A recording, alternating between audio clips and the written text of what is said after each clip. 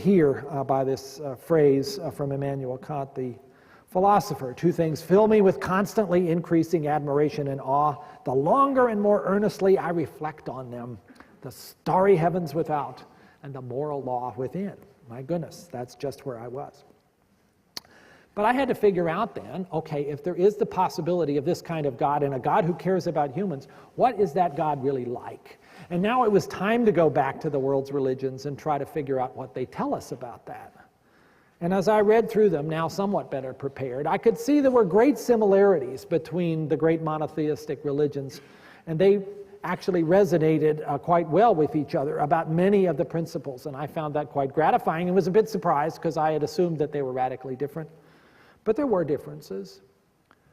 Now, about this time, I had also arrived at a point that was actually not comforting, which was the realization that if the moral law was a pointer to God, and if God was good and holy, I was not. And as much as I tried to forgive myself for actions that were not consistent with that moral law, they kept popping up. And therefore, just as I was beginning to perceive the person of God in this sort of blurry way, that image was receding because of my own failures. And I began to despair of whether this would ever be a relationship that I could claim or hope to have because of my own shortcomings. And into that area of increasing anxiety came the realization that there is a person in one of these faiths who has the solution to that.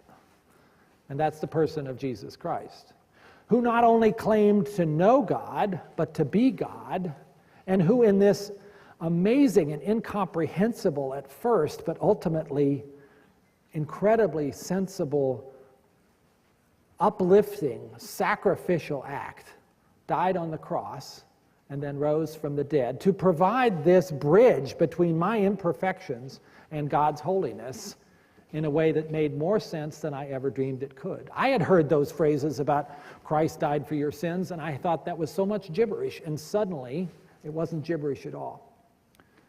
And so, 2 years after I began this journey, on a hiking trip in the Cascade Mountains up in Oregon, with my mind cleared of those distractions that so often get in the way of realizing what is really true and important, I felt I had reached the point where I no longer had reasons to resist, and I didn't want to resist. I had a hunger to give in to this.